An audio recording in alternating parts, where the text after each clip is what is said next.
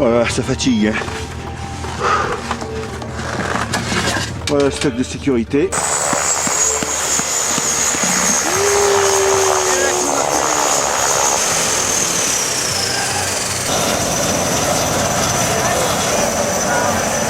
C'est avec émotion qu'on voit arriver le premier avion après 9 mois d'hivernage, voir les nouvelles têtes, les précurseurs de la campagne d'été et aussi la première salade.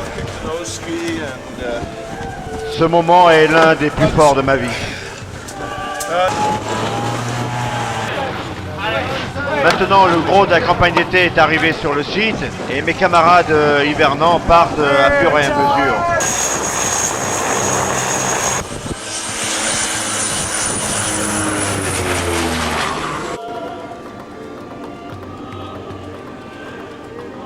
Ciao Carlos! Ouais, ciao! Ciao, vado anch'io, ciao! Avec le départ de la plupart de mes camarades hivernants, l'hivernage est bien terminé. Maintenant, le personnel de la campagne d'été ont bien pris position du site et on se sent un peu étranger. Le travail du personnel de la campagne d'été est très important car ils mettent en place des nouveaux programmes scientifiques et techniques et surtout ils préparent la base pour les prochains hivernants. Bonjour Serge et bonjour Hubert. Bonjour Carlos. Que faites-vous exactement en ce moment? Eh ben, on va équiper les pieds de la station de leur flexible hydraulique pour pouvoir relever la station l'année prochaine. Il y a combien de pylônes par tour? Il y en a 4. 6.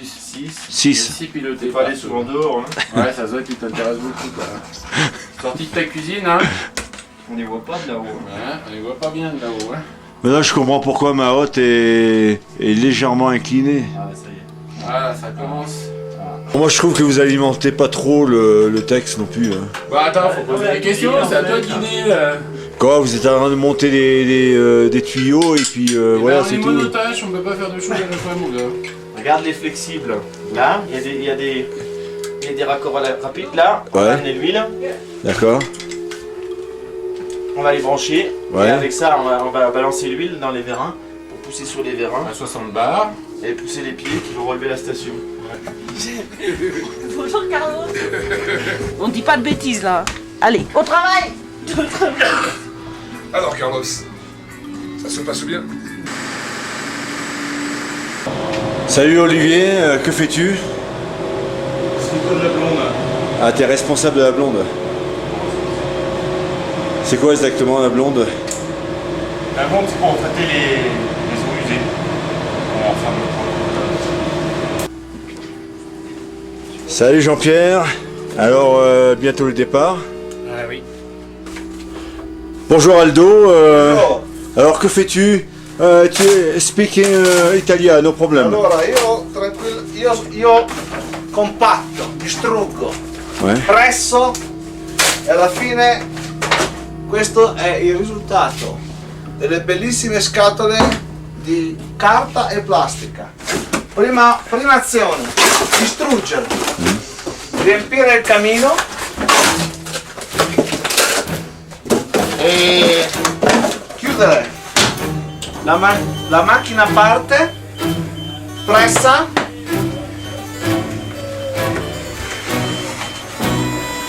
Si. potentissima. Adesso si alza. C'est beaucoup de travail, hein. No, questo è un buon lavoro, rilassante e senza problemi. Sono gli incinole. Venite pure.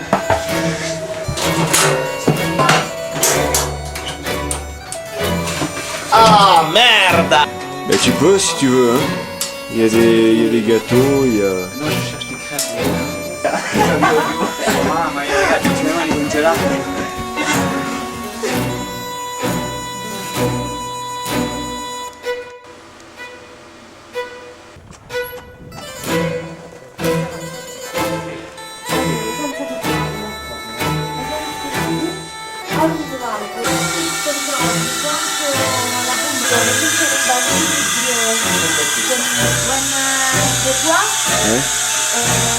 D'accord. Ah, ok.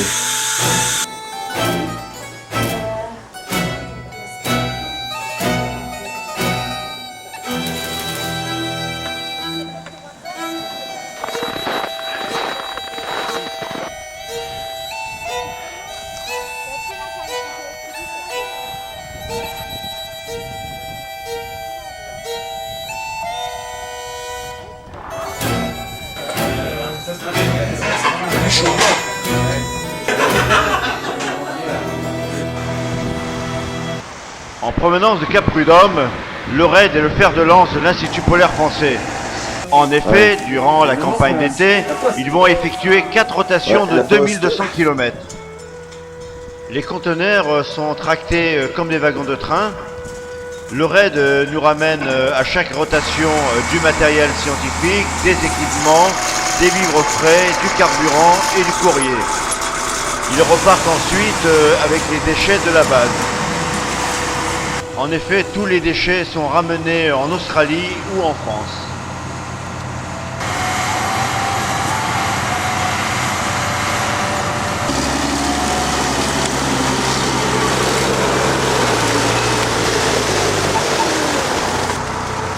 Bonne route, hein. Bonne piste plutôt.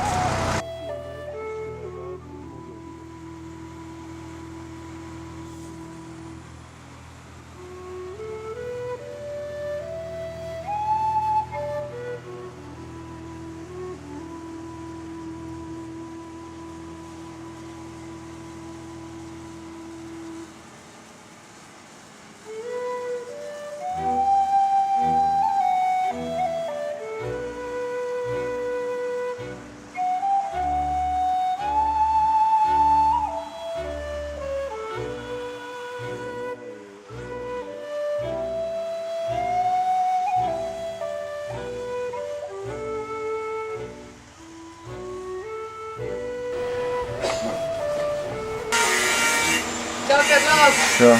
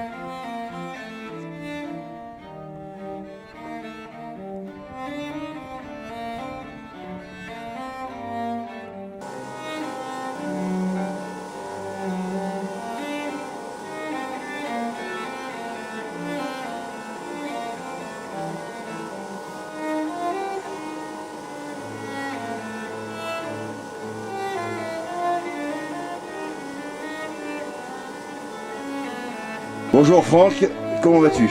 Ça va très bien. On est donc ici à l'intérieur du shelter d'astronomie, l'Astro Concordia. Et tu vois l'ensemble des électroniques de pilotage des télescopes, les ordinateurs qui pilotent les logiciels qui font les mesures sur ces télescopes, la régulation de température ici, là, toutes les petites LED vertes et rouges qui s'allument, qu'on peut allumer et éteindre, ça régule la température à l'intérieur des carters moteurs des télescopes pour pas que les moteurs s'abîment trop vite. Par exemple là, ils sont tous régulés à 0 degré. Donc il fait 0 degré à l'intérieur des carters, alors qu'à l'extérieur ici il fait moins 32 en ce moment, sans le ressenti du vent. Et comme aujourd'hui il y a un petit peu de vent, on doit avoir un ressenti aux alentours de moins 45. On va monter, je viens de prendre l'heure de passage au méridien du soleil, qui va permettre de définir les réglages à faire sur le positionnement d'une monture équatoriale pour que son axe de rotation soit le plus parallèle possible à l'axe de rotation de la Terre. Donc mon soleil passe au transit à 11h37 à ma montre et j'ai préparé un petit filtre solaire pour pouvoir aller regarder le soleil et puis en espérant qu'il y ait une petite tache dessus et en observant la dérive de cette petite tache, on saura dans quel sens il faut qu'on fasse bouger l'axe de rotation de la monture de façon à l'aligner sur l'axe de rotation de la Terre. Merci Franck. Voilà. On a une autre manip qui est la manip givre, donc c'est un ensemble de détecteurs de température, d'hygrométrie, enfin un tas de trucs quoi, qui en fait sont des prélèvent des mesures sur des tas d'appareils qui sont dehors, des tas d'échantillons qui sont dehors, donc c'est divers échantillons de matériaux, de couleurs, de revêtements de surface, ainsi de suite. Et c'est pour étudier comment se forme le givre. Parce qu'indépendamment de la très basse température de Concordia, un des problèmes majeurs à laquelle les instruments scientifiques doivent faire face, c'est le givre. C'est-à-dire que ce givre se dépose absolument partout, y compris sur les lames de fermeture des télescopes avec des anti-reflets. Les gens qui font de la météo, par exemple la sonde anémométrique de la météo, elle est très souvent enquiquinée par le givre, donc il arrive que si le météorologue ne va pas la nettoyer régulièrement, ben la donnée de vent est fausse, hein, tout simplement, quoi. Donc cette étude du givre est menée par un chercheur qui s'appelle Monsieur Durand, Gilles, qui est chercheur au commissariat à l'énergie atomique et qui fait ça très sérieusement. Enfin bon, c'est la première fois qu'on se penche avec beaucoup d'acuité sur ce problème-là, parce qu'on se rend compte qu'il y a des tas d'emmerdements qui sont liés à ça. Notamment la tour américaine, on peut se rendre compte qu'elle est givrée du haut en bas, et des fois oui, des fois non, et on ne sait pas pourquoi. On a du mal à définir pourquoi. Alors comment lutter contre le givre? Ben, on cherche des solutions. Il y a des hivernants astro qui ont déterminé qu'un petit souffle d'air suffirait avec de l'air froid. Une circulation d'air au devant du télescope suffirait, seulement moi je pense que peut-être ça crée des turbulences, donc enfin bon, on sait pas. On recherche et on va montrer dehors les sondes qui servent à l'étude du givre. Voilà, allez on y va. Forme des communément appelés les McDonald's de Concordia. On est à peu près à 8 mètres de haut, un coronographe sur le soleil pour étudier peut-être, je crois que c'est les pulsions du soleil, mais bon j'en suis pas tout à fait sûr, moi je suis technicien, je fais pas de la science.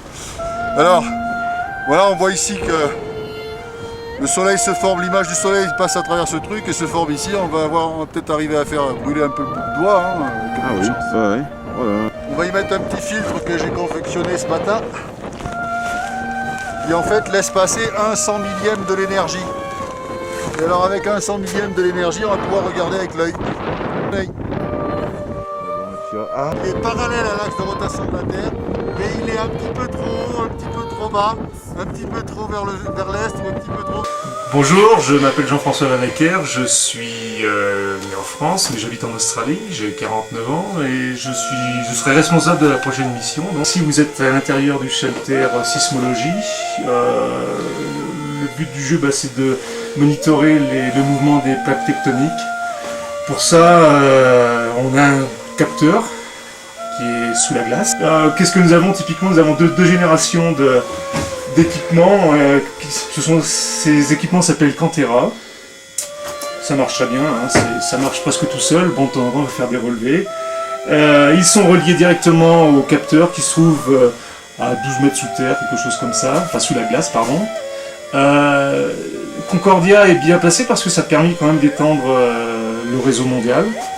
Concordia est à l'intérieur, appartient à un réseau mondial de surveillance. Malheureusement, c'est pas suffisant. Ce serait bien de poser plusieurs capteurs un peu partout sur l'Antarctique pour bien définir quelles sont les plaques tectoniques sous l'Antarctique. Merci beaucoup pour votre attention. À bientôt. Merci.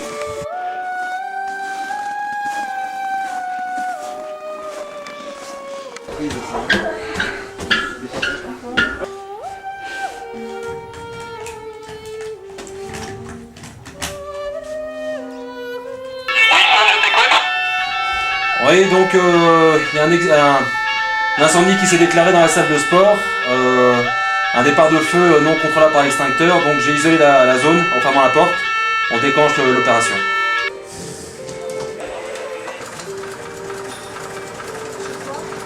Attention, questo spacca.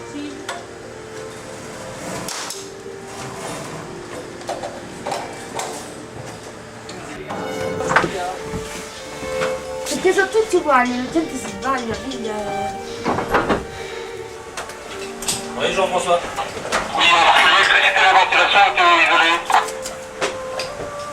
On va isoler la ventilation et l'électricité de tout le bâtiment calme.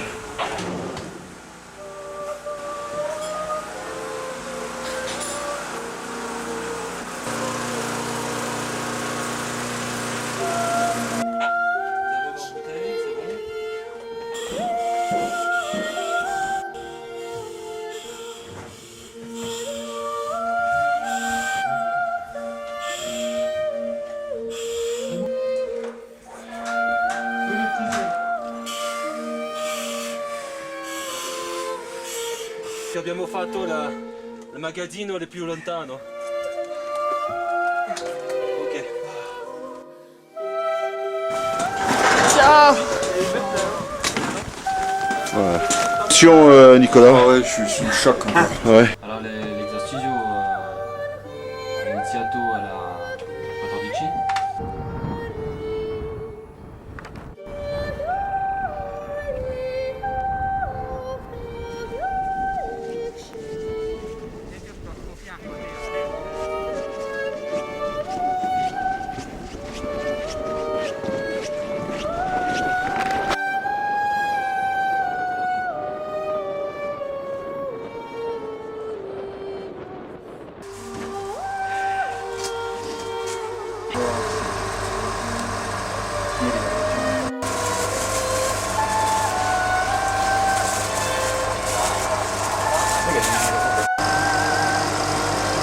Du vent, alors je sais pas si je vais monter jusque là-haut parce que la tour doit être encore refixée.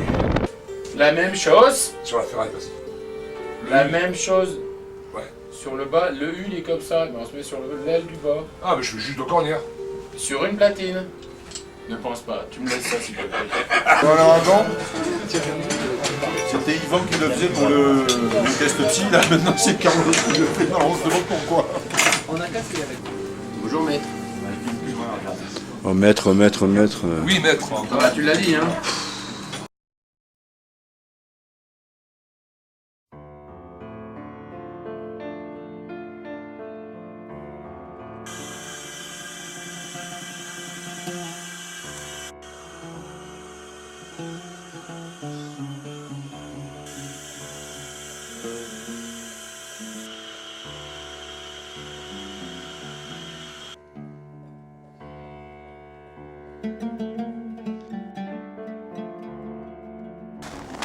Sì, lo dobbiamo attivare di là. Ok.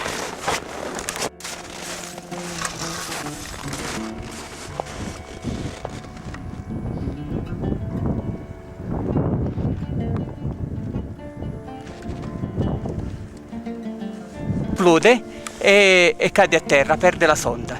Però tutti i dati vengono registrati sia in salita che in discesa e vengono mandati all'aeronautica militare, vengono mandati alla sede centrale del PNRA per le opportune elaborazioni. Facciamo una misura con un fotometro solare su 2 lunghezze d'onda, 940 nanometri e 870 nanometri.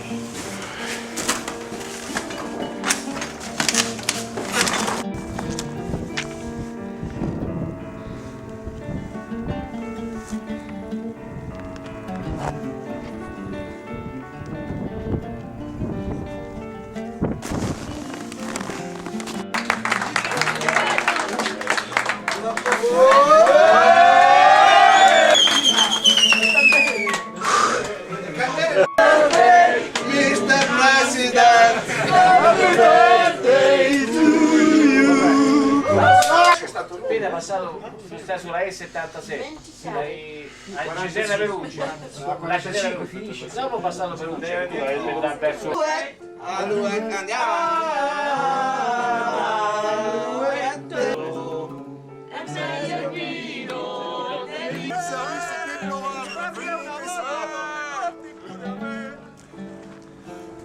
Je peux pas rester.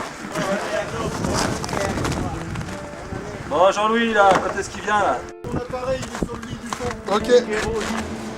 Il a la bourre, Carlos, c'est ton idée. Non mais j'ai le sucre à faire là. Si j'ai compris 2 pommes de terre, mais en fin de compte c'était 30 pommes de terre. Ah ouais. Bon, on va te donner un coup de main, t'as un couteau là? Tiens. Attends, tu me montres. C'est tout. Bellissimo. Combien, Carlos? 25 en tout. Et il faut les couper en 4, comme ça on va les mettre à cuire dessus.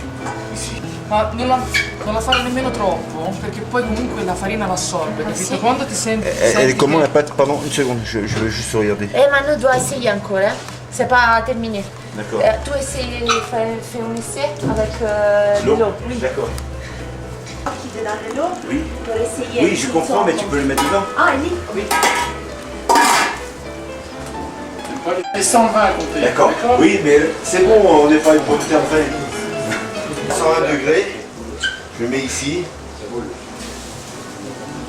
Et là, No! c'est filet. Filet. Capito? Le gelatino. Le 22 ça, non? Ma questo è professional. Super professional! Non, mais il y a plusieurs...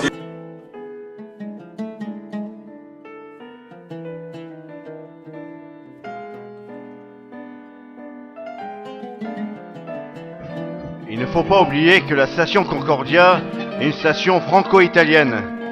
Donc les deux cuisines font bon ménage. Aujourd'hui au menu, des gnocchis.